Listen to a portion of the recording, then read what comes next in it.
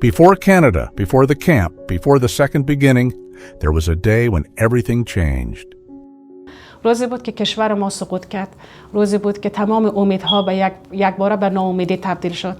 و اون روز من در بیرون بودم، یعنی نزدیک شاید بگویم یک کیلومتر به خانه مانده بود که مادر زنگ زد گفت کجا هستی؟ گفتم که من در بیرون هستم. گفت زود بیا خانه. هر کس میخواست که فرار کنه به قسم خودش از کوچه و سرک به داخل یک پناهگاه بکشانه. و شاید بگویم 5 دقیقه یا 6 دقیقه بعد 10 دقیقه هم نشد که دیدم با موتورهایشان با موتورسیکلت‌هایشان از سر کوچه تیر می‌شدن.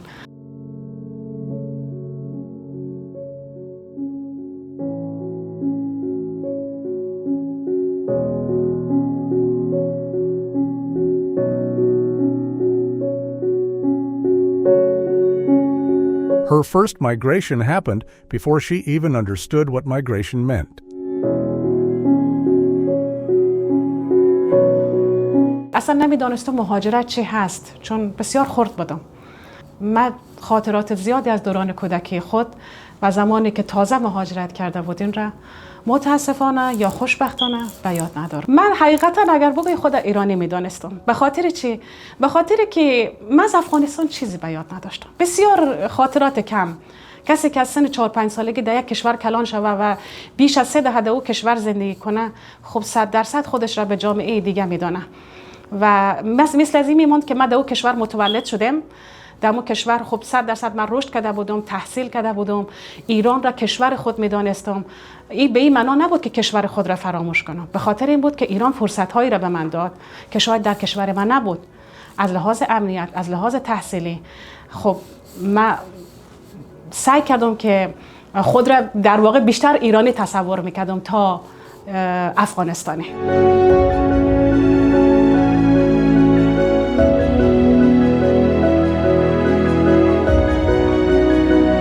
Some wounds begin quietly, in a schoolyard, in a simple game. در بیرون اگر من با همسنفیای خود میخواستم بازی بکنم، اونها سعی میکردن اول از همون هموطنای خودش، از ایرانی ها بیاین مثلا یک بازی، خب همون بازی های دخترکی که ما داشتیم از اونا، و در صورتی که حالا مثلا در یک بازی نفر کم داشتن به طور اجبار مرا انتخاب میکردن. گفتن خب حالا، ولی خب کودک است، چیزی از تبعیض نمیفهمه، چیزی از مهاجرت نمیفهمه و متاسفانه در ذهن ما اینطور رشد کرد که ما یک فرقی با بقیه داریم. حتی یک سیم کارت ساده که هیچ چیزی نبود، با یک از دوستای خود تماس گرفتم، گفتم خانم فلانی من الان میخوایم یک سیم کارت را از یک دکان خریداری کردم، ولی به خاطر که مهاجر افغانستانی هستم و دولت و قانون دولت اجازه را نمیده که من به نام خود بزنم و فقط تبعیه ایرانی میتونه در واقع هر سندی را به نام خودش بزنه، لذا خواهش میکنم در این قسمت با من همکاری کنم که من بتونم از همه سیم کارت استفاده بکنم.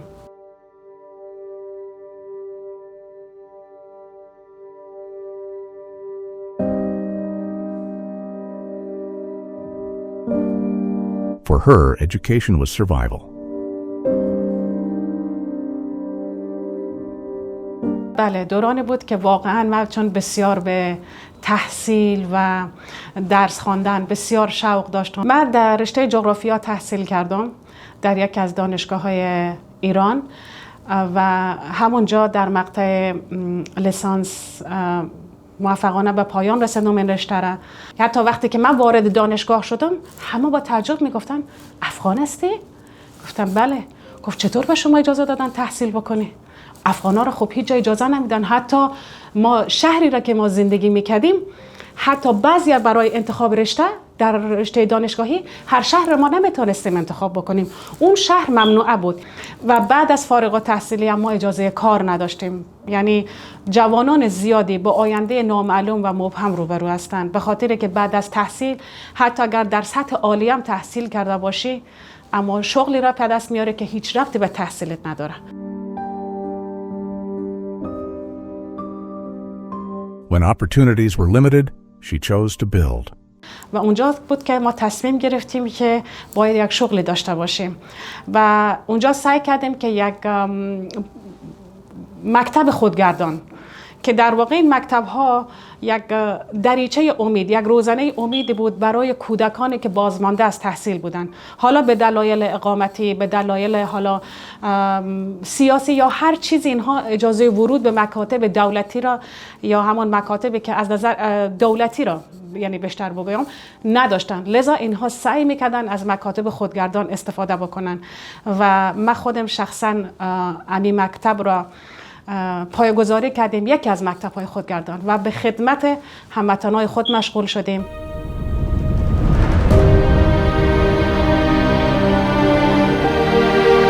Afghanistan was never the original plan, but life had another direction.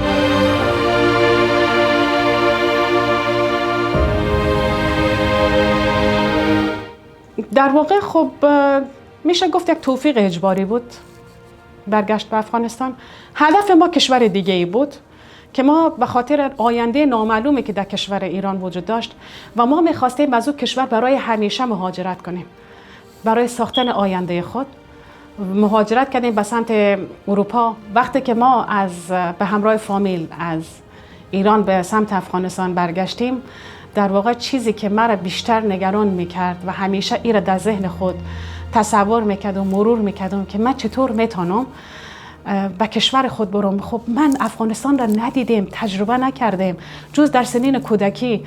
من چطور میتونم، شاید کشور من برای من این فرصت ها را نداشته باشه. یعنی در واقع شاید برای هر مهاجر افغانستانی اتفاق بیفته و نمیدانستم چطور در جامعه خود، یعنی بسیار چیز عجیب است، شاید خنده‌آور باشه که کسی که در طرف جامعه خود میره احساس نگرانی داشته باشه که من چطور میتونم در کشور خود زندگی کنم. آیا من اونجا دچار هومسیک یا همون در واقع دلتنگی میشم، یا آیا من میتونم اصلا خود را با شرایط جامعه حتی خودم میتونم وفق بدم؟ آیا من میتونم هدف خود را اونجا دنبال کنم؟ علیرغم که من در کشور میزبان محدودیت‌هایی داشتم، اما باز فکر میکردم که محدودیت ها اونجا هم وجود داره. من چطور میتونم در کشور خود رشد بکنم؟ اصلا امکانش هست؟ Slowly, a place she barely remembered became home. اما خب وقتی برگشتم واقعا یک دنیای جدید برای من باز شد، چون تو مثل میمان که به آغوش مادر خودت بازگشته باشی. کشور بود، با سربلندی زندگی میکردی، با مردم خودت، با زبان خودت، با فرهنگ خودت، درست مثل کودکی که با آغوش مادر خودش بازگشته باشه و احساس امنیت بکنه. دیگه اون تبعیض، ناراحتی ها، سختی هایی که در کشور مهاجر، در کشور ایران وجود داشت، تو در کشور افغانستان نمیدیدی. اونجا کشوری بود که متعلق به خودت بود، تو ریشه در اون خاک داشتی مانند یک درخت. و خب اونجا هم سعی کردم که اهدافی را که در ذهن داشتم و آرزوهایی را که داشتم دنبال بکنم. For the first time, life felt like it was moving forward.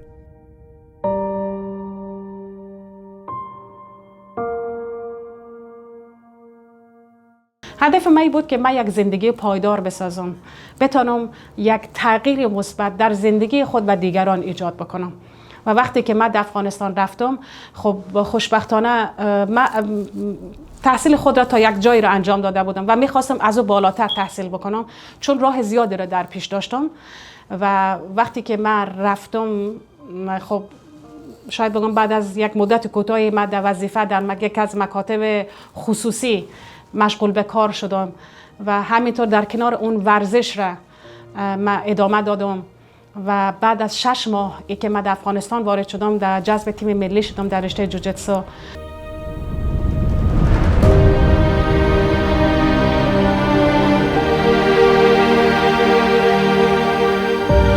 And then everything changed again.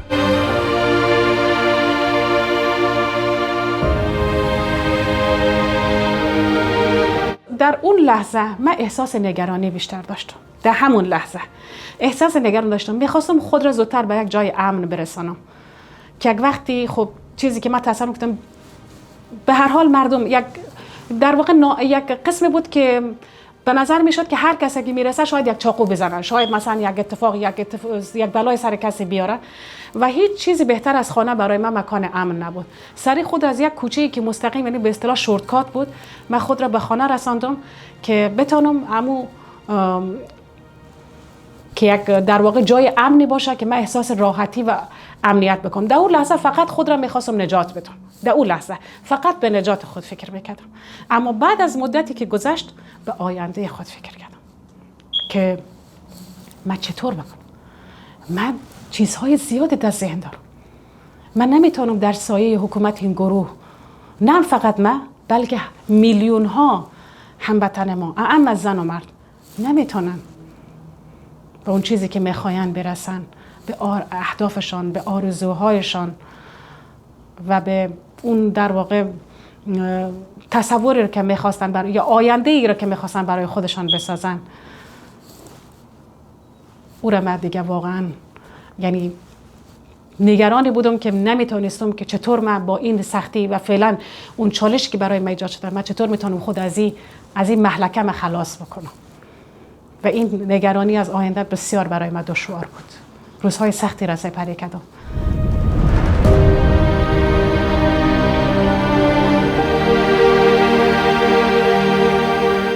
Leaving was not only escape, it was separation. خب وقتی که حقیقتش اگر بگویم که من ناراحت بودم که هرگز نبود، چون واقعا من دنبال یک راهی بودم مثل هزاران هموطن دیگه که در اون روزها و شبها به فکری بودن که خودشان را از افغانستان نجات بدن. من مثل یک هزاران نفر دیگه یا میلیون ها نفر دیگه در پی یک فرصت بودم که این فرصت برای من فراهم شود که من بتونم خود را از این کشور رها بسازم و آینده خود را دنبال کنم. و وقتی که این جواب مثبت شد و برای ما همه چی اوکی شد که شما میتونید به فلان کشور برید یا مدتی رو اونجا منتظر باشین تا کیسایتان پروسس شود و پدر و مادر خود را هم در واقع در کیس خود آوردم که من همراه پدر و مادر زندگی میکنم و نمیتونم اینها را تنها بگذارم.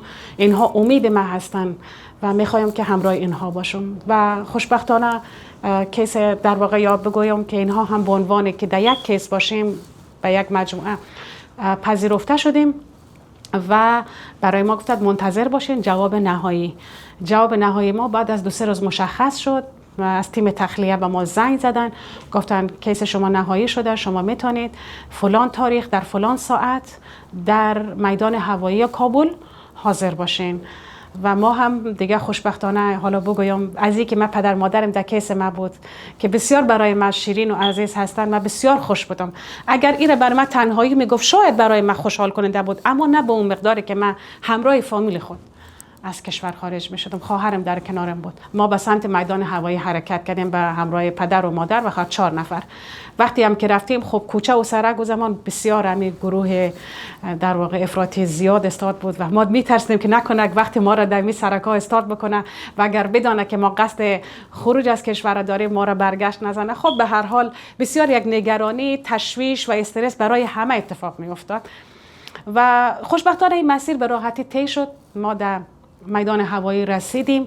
اونجا بود که از تیم تخلیه آمدن خودشون به ما معرفی کردن. نامای ما در لیست بود، یکی یکی ناما را خواندن و همه چی برابر شد و بعد ما رفتیم در دیگه مسافرینی که در یک پرواز بودیم با اونها پیوستیم و منتظر ساعت پرواز بودیم که خب یک شب را ما متاسفانه حالا بگویم به دلایل فنی یا هر چیزی که بود ما در میدان هوایی ماندیم، نتونستیم که در همون پرواز اول و ساعت تعیین شده ما پرواز کنیم. یک شب را در میدان هوایی ماندیم و فردا صبحش ما حرکت کردیم. خب بسیار برای من خوش بود، اما خب در گوشه از دل یک مقداری بود که مثل که بخشی از وجود خودت را جا میمانی. خب این یک احساس دلتنگی طبیعی است، برای هر شخص اتفاق میفته که دلتنگ وطن خودش باشه. اما خب بعضی وقتا اجبار یا اون شرایط چنین اجازه را نمیده که در کشور خودت باشی و ما هم به اجبار حالا بگویم اون کشور را ترک کردیم و به کشور امارات یا شهر در واقع ابوظبی مدت را اونجا بودیم. Abu Dhabi was not a destination. It was waiting. حدوداً 11 ماه ما در یک کمپ پناهجویی بودیم در اونجا تقریبا هزاران تا از هموطن ما، فقط از افغانستان، از کشورهای دیگه نبود، فقط اتباع افغانستان بود. دیگه باز در البته دو تا میشه گفت دو تا کمپ بود. یک کمپ خردترک بود به اسم تصامیم و یک کمپ بزرگتر بود، حالا نامی از او اگه باشه شهرک المصطفی اگه اشتباه نکنم نامشه. بله. بعد یک مدت در او کمپ کوچکتر بودیم، یک چند ماهی را. بعد ما را با هر دو کمپ یک جای شد، ما پیوستیم به هم دیگه، در کمپ بزرگتر رفتیم. و وقتی که این خبر به ما رسید که شما به عنوان یک از همون جمله هزار نفری هستین که در کشور کانادا پذیرفته شدین، برای من اصلا قابل تصور نبود. بسیار خوشحال کننده بود، واقعا نه تنها برای من بلکه برای فامیل من که هم از بلا تکلیفی خب نجات پیدا کردیم، چون واقعا ما نمیدانستیم به کدام کشور پذیرفته میشیم، آمریکا، کانادا، اروپا، استرالیا، کدام. اما وقتی که برای من مشخص شد، همین که از بلا تکلیفی خلاص شدیم و همین که از به کشوری خوشبختانه انتخاب شدیم که در واقع یکی از کشورهای رویایی من بود و بسیار برای من یک روزی خوب، یک روزی فراموش نشدنی بسیار عالی بود.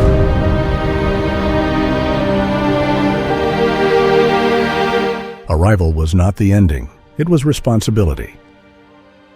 روزی که ما وارد کانادا شدیم، خب حقیقتش من خودم شخصا سرشار از خوشحالی، یک قسمی بود که اصلا من نمیتونستم از خوشحالی در پوست خود نمیگنجیدم. زودتر میخواستم حتی از طیاره که وقتی که طیاره از بالا به پایین که نزدیک میشد، من همینطور سیل میکردم، گفتم وای کانادا چه کشور مقبول، چقدر زیبا و کشوری که تو هیچ وقت تصورش نمیکردی، حتی شاید در خوابم نمیدیدی، به او رسیدی. با خود گفتم آله تو میخوای در این کشور چیکار کنی؟ این کشوری است که به تو هزاران یا شاید بگم فرصت‌های بیشماری میده، سعی کن ازش استفاده بکنی. همون لحظه به خود ایره میگفتم، به خود ایره یادآوری میکردم که تو الان رفتی دیگه متعلق به اون کشوری. و ایره در واقع یک مقایسه بود در ذهن من که من چون قبلا هم دوران مهاجرت را من دیده بودم و سالیان زیاد زندگی کردم که و الان من یک فرق بارزی را میبینم بین جامعه که قبلا زندگی کردم به عنوان مهاجرت و جامعه که الان دارم زندگی میکنم. بسیار فرق است، اصلا قابل مقایسه نیست. و اونجا بود که ما وقتی روزی را که به کانادا رسیدیم، تقریبا نزدیکای چاشت بود، یک چاشت بود که ما رسیدیم، یک روز تقریبا خنکم بود در ماه سپتامبر و این بسیار برای من خوشحال کننده بود. از خود تیم از ایمیگریشن به استقبال ما آمده بودن، چون ما پذیرفته شده بودیم دیگه، اینها انتظار ما را میکشیدن. در همون میدان هوایی از طرف اونها مورد استقبال قرار گرفتیم.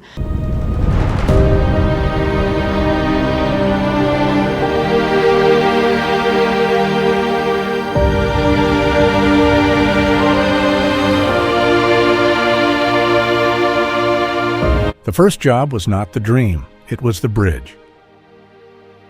اما در کلچه‌پزی حقیقتش در یک بیکری، حالا به اصطلاح اینجا میشه بیکری ولی به اصطلاح زبان خود ما کلچه‌پزی بود که من ولی بار اونجا رفتم با یک تیم خب خارجی، ببخشید تیمش ایرانی بود، برای من فراهم شد و بسیار برای من خوشحال کننده بود. هرچند گفتم یه شغل آینده من نیست، ولی روزهای اول مهم نیست تو چه کار میکنی.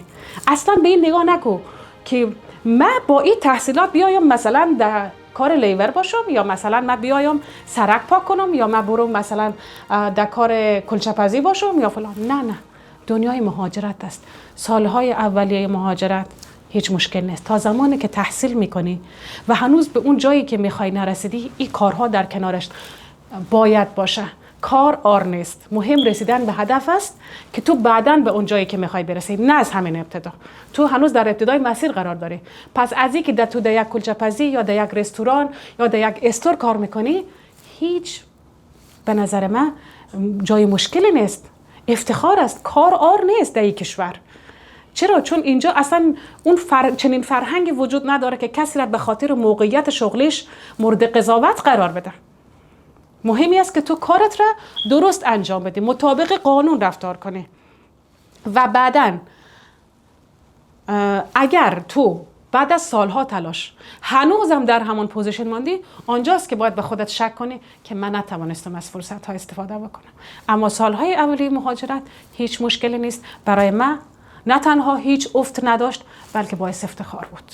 من حقیقتش رشته جغرافیا چیزی که من در تحقیق کردم راجبش، خب آینده شغلی چندان خوبی در کشور نداشت. چرا؟ شاید من تحصیل میکردم سالها، مثلا حتی در مقطع دکترا و بالاتر از او، اما این سالیان زیادی را از من میگرفت. شاید من یک 6 سال دیگه 7 سال دیگه در رشته میخواندم میرسیدم، شاید فوقش میتونست یک استاد دانشگاه شوی، اما من میخواستم زودتر به اون جایگاه برسم، زودتر به شغل مورد نظر برسم. لذا خواستم اصلا مسیر تحصیل خود رو تغییر بدم. یک رشته رفتم یا گفتم رشته رو برم که هیچ ربطی به گذشته من نداره، یک رشته کاملا متفاوت، اما رشته که آینده شغلی خوبی در کشور داشته باشه.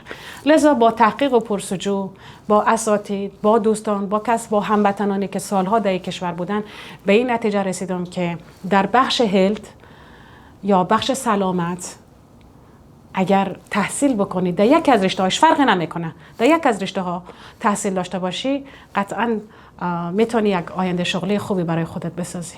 لذا من پروگرام نرسینگ را انتخاب کردم، چون کانادا واقعا به این رشته ضرورت داره، آینده شغلی خوبی داره، از حمایت خوبی کسایی که در این رشته تحصیل میکنن برخوردار هستن. من در بخش سالمندان، مراقبت از سالمندان با تیم نرسینگ همکاری میکنیم. من در این بخش فعلا مشغول به کار هستم. این بخشی از پروگرام نرسینگ است، که به هر حال میتونی از همین تجربیات خود، از مهارت‌های خود میتونی در برنامه اصلی استفاده کنی. در واقع یک پتوی است، یک مسیری است که تو را به این پروگرام چی میکنه؟ میرسانه، تو را به راحت‌تر میرسانه. من خودم را در حال پیدا کردن مسیر میبینم. چرا؟ چون من هنوز در حال یادگیری هستم، هنوز در حال رشد هستم. مسیر زیادی هست وجود داره که من باید اون مسیر را طی بکنم.